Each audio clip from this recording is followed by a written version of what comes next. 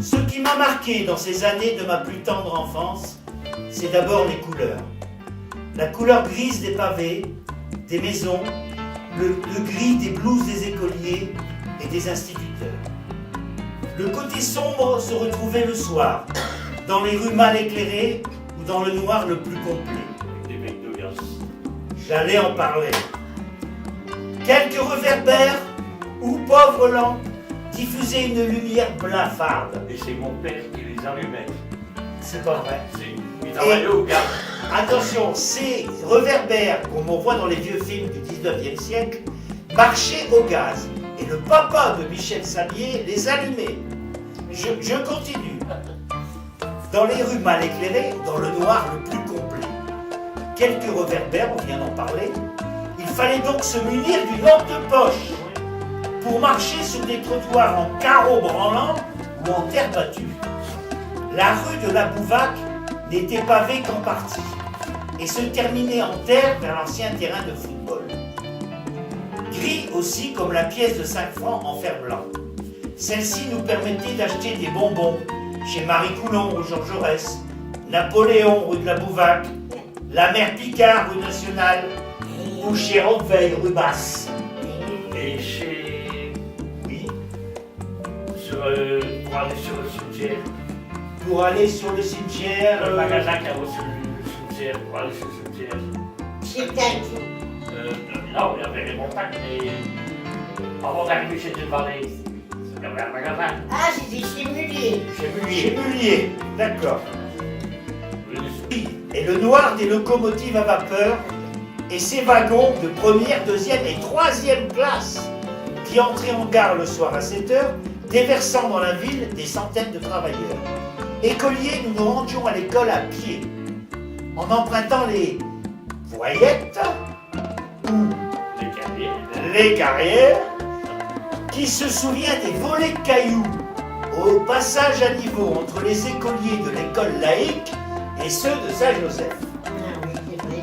Les patronages du jeudi, où le vicaire en soutane jouait avec les enfants au football, avec l'accent de Cambridge, dans la terre et dans la caillasse, avant de passer sous forme de diapositive les aventures de Tintin et Milou. L'été, le vicaire emmenait les jeunes à Domplage et n'hésitait pas à se baigner avec eux dans le canal. Et aussi une sortie très prisée au bois de Cardin. Ces années sont aussi marquées par des bruits caractéristiques de l'époque. Le bruit des sabots des chevaux, des livreurs de bière, ou celui du ronronnement d'un camion rouge, encore un brasseur, roulant à l'électricité déjà à l'époque, fourni par d'énormes batteries. Les camions des mineurs de couleur kaki et bâchés, ceux-ci revenant de la mine avec leurs casques et leurs visages noircis par le charbon. Il n'y avait pas encore de douche à la mine. La plupart d'entre eux rejoignaient la cité des baraques, route de Don, et se lavaient dans de grosses bassines. Le bruit de la trompette du marchand de journaux, monsieur Bocard, tu t'en rappelles, Ah ouais. qui vendait François à la criée dans les rues l'après-midi. Demandez François, demandez François. Les grands événements de ces années 1950, on va avancer un peu dans le temps, et 60, étaient les carnavals du Mardi Gras où la population se déguisait. Il y avait même une cavalcade avec de vrais chevaux. C'est vrai, hein. Les foires au plaisir, d'abord celle de la ville, qui redémarra après la guerre, puis celle du Marais.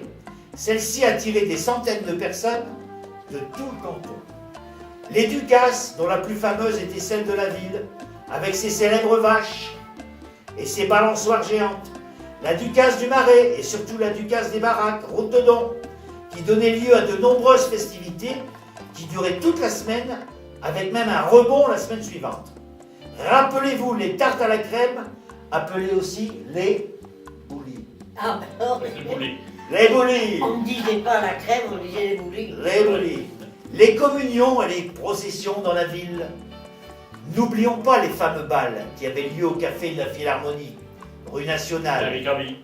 Marie-Camille, ou dans les chapiteaux lors des ducasses appelés bals montés. Les commerces se trouvaient pour la plupart au Marais, après le passage à niveau. Rue Pierre-Auger, place de la Mairie. Plus d'une trentaine de cafés, dont un hôtel-restaurant, ouvert en 1960 par Paulette et Fernand Charles, dit Jésus-Christ, Oui. dont la barbe ressemblait à celle du Christ. Une douzaine de boucheries, une trentaine de magasins d'alimentation. Michel Debar en a recensé 34. Luciani, Dagoche, les coopérateurs, la CCPM, j'en passe et des meilleurs. 5 ou 6 boulangeries et la fameuse pâtisserie de l'Offrien, rue Pierre-Auger. Curieusement, peu d'Annelinois tenaient ces commerces.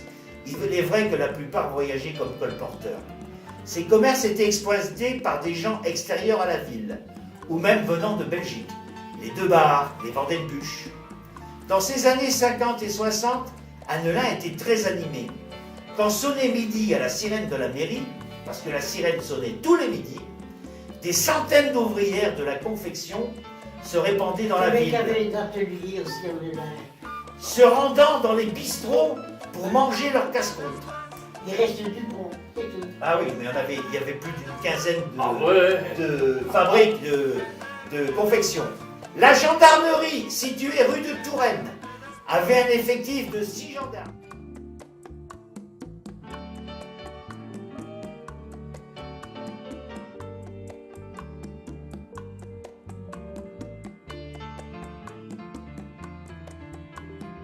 dont je vais vous donner les noms.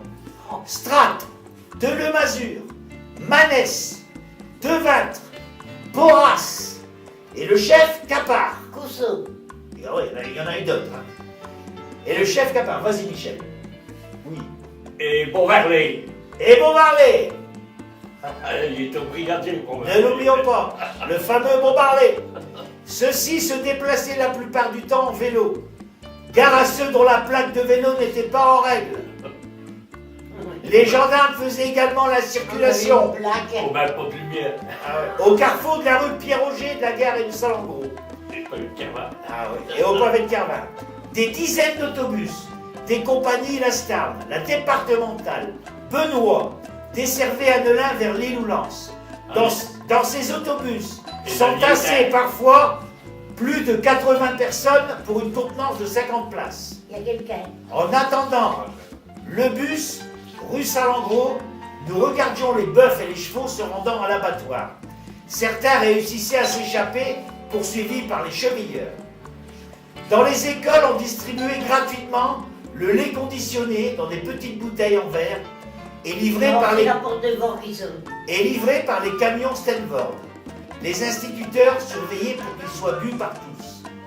Dans la cour de récréation, aux gendarmes et aux voleurs, et l'hiver sur le sol gelé, se pratiquaient de longues glissades. Pendant les vacances d'été, du 1er juillet au 1er octobre, on avait 3 mois de vacances. Rappelle-toi, Michel. Mais non.